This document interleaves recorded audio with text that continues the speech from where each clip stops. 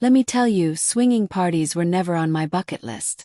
Sure, I'm adventurous, a little thrill here, a little harmless chaos there. But swapping partners like trading baseball cards, that wasn't exactly what I had in mind. Yet, somehow, here I am, recounting this wild chapter of my life like a twisted rom-com with too much wine and questionable decision-making. It all began with my friend Karen. Karen, my dear agent of chaos. She's the kind of person who could convince you to skydive blindfolded with nothing but a bungee cord and a thumbs up for reassurance.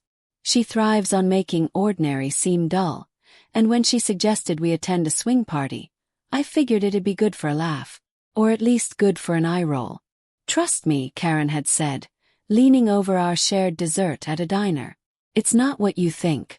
It's like a party but with options. What was this, a buffet? But Karen's enthusiasm is contagious, and I, being one half curious and 2 parts bored, decided to give it a go. The first time I showed up to this beautiful house, think chic but cozy, the kind of place you'd expect someone with an impeccable charcuterie game to own. The vibe wasn't the bacchanal of stereotypes but surprisingly normal. People were laughing, sipping drinks, and chatting like it was any other cocktail party. Except the cocktail hour had a closing act I wasn't ready for. Initially, I played the wide-eyed tourist, sticking close to Karen, clutching my glass of Merlot like it was holy water. But as the night progressed, I started noticing the energy. A touch here, a shared glance there. It was subtle but oh so electric. It felt like I'd stumbled into a world where people communicated with a secret Morse code of eyebrow raises and coy smiles. I didn't dive headfirst into the deep end on my first night. I was content with observing, laughing, and trying to decode the unspoken language. By the end of it, I wasn't sure if I was scandalized or intrigued. Maybe both. Fast forward a few months, and I'd attended more of these parties than I'd like to admit. It became a sort of hobby. Like knitting, except instead of scarves, I was collecting stories of questionable life choices. Every party had its quirks, some hilarious, some awkward enough to make a penguin cringe. There was the guy who thought he was God's gift to women but couldn't hold a conversation without dropping lines that belonged in a badly written rom-com, and the couple who kept referring to each other as captain and first mate like they were LARPing pirates in a Harlequin novel. And then there was the infamous all-girls party.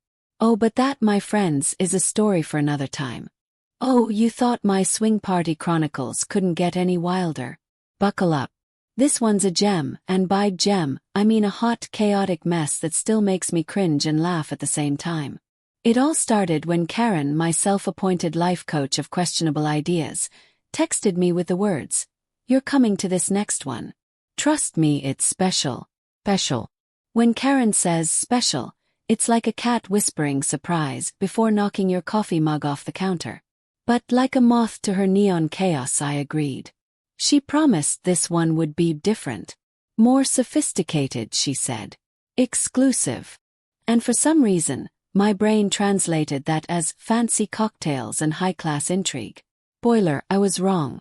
The night arrived, and Karen dragged me to what looked like an upscale yoga studio. It was all warm lighting and minimalist decor.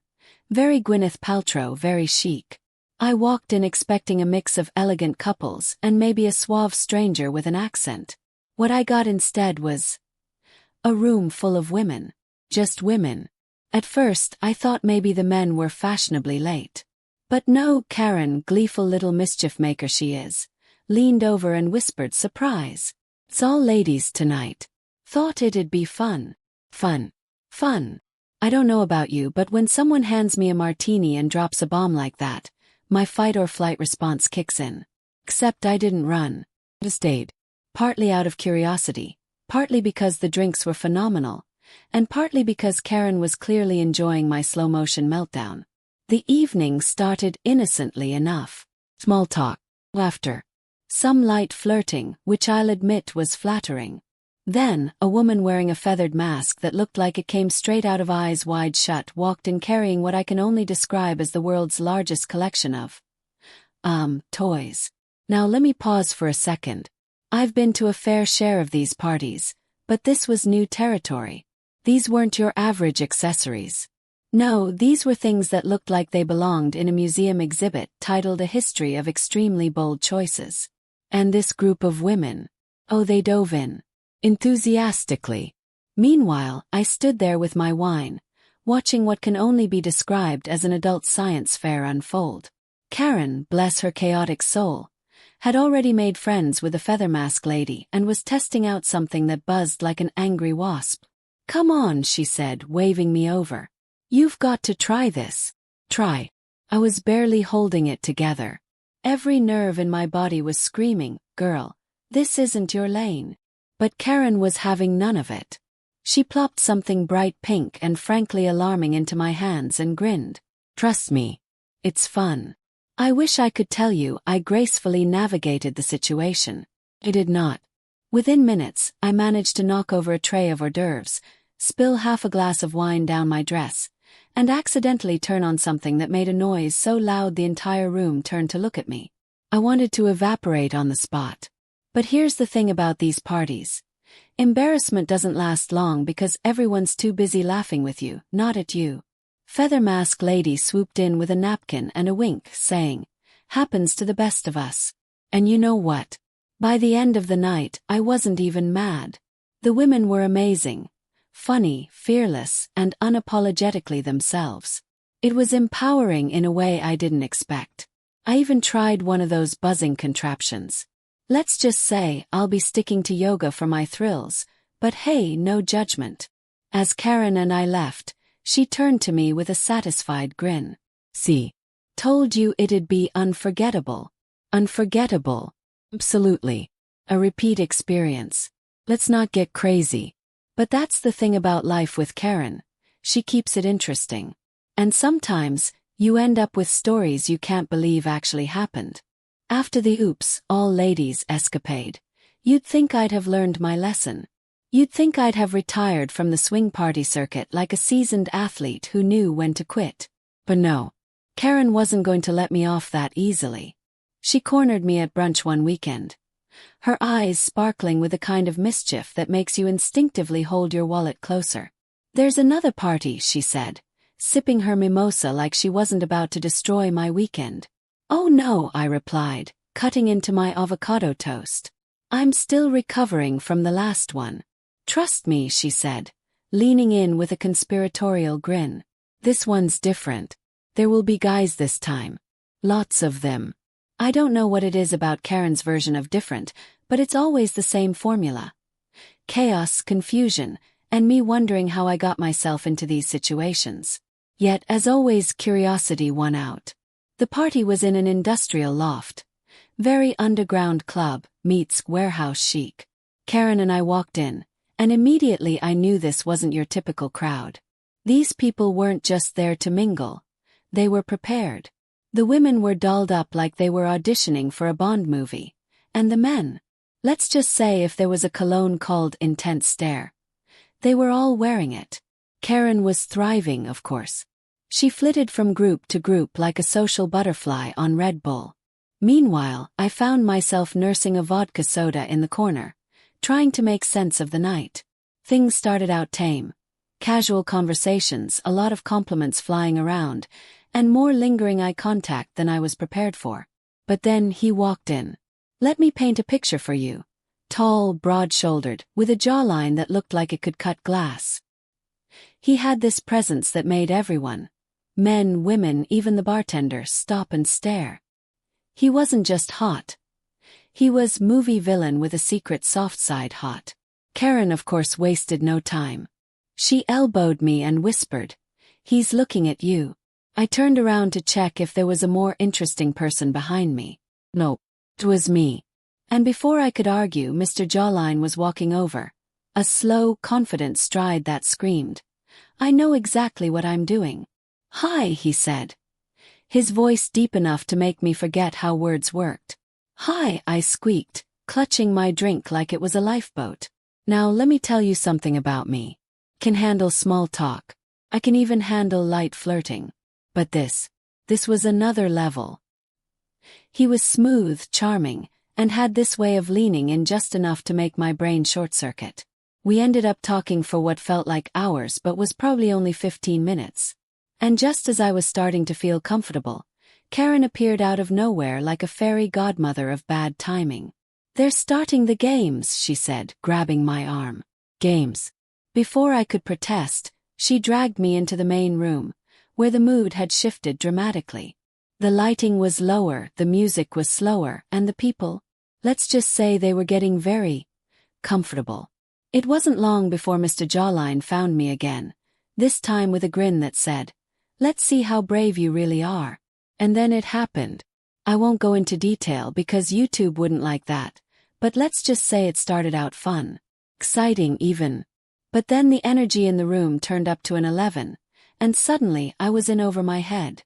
There were hands everywhere, whispers I couldn't quite make out, and at one point, someone handed me a chocolate-covered strawberry like it was an Olympic torch. For a moment I panicked. This wasn't just out of my comfort zone. This was a whole different postal code. I scanned the room for Karen, who was, no surprise, having the time of her life. Meanwhile, I was trying to figure out how to gracefully exit without looking like I'd just lost a game of truth or dare. Eventually, I found myself in the bathroom, staring at my reflection like it might give me some sage advice. "What are you even doing here?" asked myself. But then I remembered, I came for the adventure. An adventure it was. By the end of the night, I was a cocktail of exhilaration, embarrassment, and pure exhaustion. As Karen and I left, she turned to me with that signature grin. "So, was it worth it?" I laughed, still trying to process everything. "Let's just say I've officially seen it all." By this point in my swing party saga, I'd seen enough to consider myself a seasoned attendee. I wasn't exactly swinging from chandeliers, literally or figuratively, but I'd learned the ropes. Or so I thought. Enter Karen. "Guess what?" she said, barging into my apartment one evening with a kind of energy that makes you instinctively hide anything breakable. "Please tell me it's not another party," I groaned, already sensing where this was going. "Oh, it's a party," she replied, plopping onto my couch. "But not just any party. This one's VIP. Now, you might think that sounds glamorous, but in Karen's world, VIP translates to extra weird. Still, the promise of exclusivity, and possibly free champagne, was enough to tempt me. The party was at a private estate, a sprawling mansion with a driveway longer than my attention span. As we pulled up, I realized this wasn't just any swing party. It was the swing party.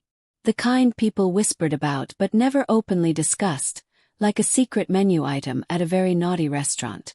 Inside, the vibe was intense. Everyone was dressed to the nines, the kind of outfits that make you wonder how they're held together by so little fabric. The air was thick with perfume, cologne, and just a hint of mischief. Karen, of course, dove in headfirst. I hung back, nursing a glass of bubbly and trying to look like I belonged. That's when I spotted him. Mr. Jawline 2.0. Unlike the previous guy, this one had an edge. He had a look that said, "I've broken hearts and taken names." And when his eyes met mine, I swear the room got 10 degrees hotter. He made his way over, all smooth confidence and effortless charm. "Enjoying yourself?" he asked, his voice as velvety as the couch I was gripping for dear life. "Trying to," I replied, doing my best to sound cool and failing miserably. We started talking, and before I knew it, he'd whisked me into the main room, where the night's festivities were about to begin. Now let me pause here to say I thought I'd seen everything. I was wrong. The room was set up like a game show, complete with spotlights, a host, and what can only be described as a wheel of misfortune. Karen was already at the front, laughing like a madwoman as the host explained the rules. "It's all in good fun," Mr. Jawline 2.0 said, flashing me a smile that could melt glaciers. "Define fun," I muttered, but it was too late. I was being ushered toward the wheel. The night became a blur of laughter, wine, and increasingly ridiculous dares. At one point, I ended up blindfolded, relying on Karen's shouted directions to navigate what felt like an obstacle course made of pillows and something squishy I'd rather not think about. And then it happened. Someone, Karen obviously, spun the wheel, and it landed on the worst possible thing. Mystery box. Now, if you've ever seen a horror movie, You know nothing good ever comes from a box. But Karen, ever the instigator, cheered and insisted I take the dare. The box was small, wrapped in black velvet and humming faintly. I opened it cautiously, half expecting it to explode. Instead, inside was the most elaborate device I'd ever seen. Let's just say it had more buttons than my remote control and looked like it belonged in an episode of Star Trek. Good luck, the host said with a wink. Froze. What was I supposed to do with this thing? Before I could ask, Karen appeared at my side, her grin stretching ear to ear. Relax, she whispered. It's just a gag. A gag. Oh, Karen. I pressed a button, and the device emitted a sound that can only be described as a dying robot. The room erupted in laughter, and in my panic, I accidentally hit another button. That's when it started vibrating. Loudly. The entire party turned to look, and I, mortified beyond belief, tried to switch it off. Instead, I cranked it to maximum power, and it launched out of my hands like a possessed blender. It ricocheted off a champagne glass, knocked over a vase, and finally landed in someone's fondue. The room was silent for a moment before bursting into applause. I stood there, red-faced, as Karen doubled over with laughter. Unforgettable, right? She said, wiping tears from her eyes. Unforgettable. Definitely. A moment of personal growth. Let's not push it. I should have seen it coming. After years of letting Karen drag me into every bizarre situation imaginable, it was only a matter of time before one of her adventures went catastrophically sideways. This time it wasn't just a swing party. It was the swing party, the kind whispered about in half-joking warnings. You're either made for it or you never want to be seen in public again. Naturally, Karen was ecstatic. This is the big leagues, she said, practically vibrating with excitement as we got ready. You can't say no. Oh, but I should have. We arrived at what looked like a luxury spa, complete with valet parking and a red carpet leading up to the entrance. Inside, everything oozed opulence. The lighting was soft and golden, the music low and sultry, and the champagne flowed freely. It was glamorous, sophisticated, and utterly intimidating. Karen, of course, was in her element. She glided through the room like a queen, chatting, laughing, and making connections while I clung to her shadow like a nervous sidekick. The night started off harmless enough, or so I thought. I was introduced to a variety of people. A guy with the kind of smile that should come with a warning label, a woman who looked like she walked straight out of a Vogue spread, and a couple who insisted they knew me from somewhere. I assured them they didn't. Then, as the night wore on, the atmosphere shifted. It started subtly. The music got softer, the lights dimmed further, and conversations became more intimate. It was like the entire room was leaning into a secret nobody told me. Time to mix things up, someone announced, clinking a glass for attention. A hush fell over the crowd as a man in an immaculate suit explained the evening's main event. A game, he said, that would test our boundaries and bring us closer together. Don't worry, Karen whispered to me. It's just a fun little icebreaker. Icebreaker. More like a glacier waiting to sink me. The game began innocently enough. Think of it as a high-stakes version of Truth or Dare, except with fewer truths and a lot more dares. I managed to fly under the radar, sipping my drink and praying nobody would call on me. But, as fate would have it, Karen's name was called. She sauntered to the center of the room, confident as ever, and spun the wheel. It landed on something called Double Trouble. The crowd erupted in cheers, and Karen winked at me before dragging me to the spotlight with her. Nope, I protested, trying to wriggle free. But Karen wasn't having it. It's a team dare, she said, beaming. Before I could argue, the dare was revealed. Without going into too much detail for YouTube's sake, let's just say it involved an elaborate set of props and a routine that made me wish I'd stayed home with a blanket and a bowl of popcorn. Karen was unfazed, of course. She dove in with gusto, leaving me to stumble behind her like an uncoordinated backup dancer in the world's most awkward production. Things quickly went off the rails. Halfway through, one of the props malfunctioned spectacularly, sending a cascade of glitter, and something far less sparkly, flying across the room. People gasped, some laughed, and a few looked like they were seriously reconsidering their life choices. But the piece de resistance. Karen, in her infinite wisdom, decided to improvise. She grabbed a nearby tray of hors d'oeuvres, why I'll never know, and turned it into a makeshift prop. The result was a disaster. I slipped, landed in a heap of something sticky, and accidentally set off a chain reaction that ended with a chandelier swaying precariously. And that was when it hit me, literally. The chandelier came crashing down, not entirely, but just enough to scatter glass and knock over an entire table of drinks. In the chaos, I managed to twist my ankle, ruin my dress, and completely shatter whatever was left of my dignity. Karen, meanwhile, was laughing so hard she could barely breathe. Had enough. Karen, I hissed, limping toward her. This is the last time. Ever. She tried to apologize between giggles, but I wasn't having it.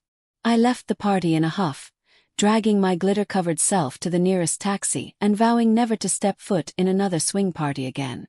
The next day, Karen called me, still laughing. "Come on," she said. "It wasn't that bad." "Oh, it was that bad," I shot back.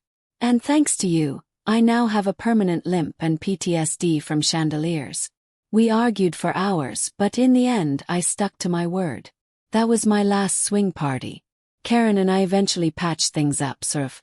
She still tries to convince me to join her escapades, but these days I stick to Netflix and takeout. Because sometimes the greatest thrill is knowing when to sit one out.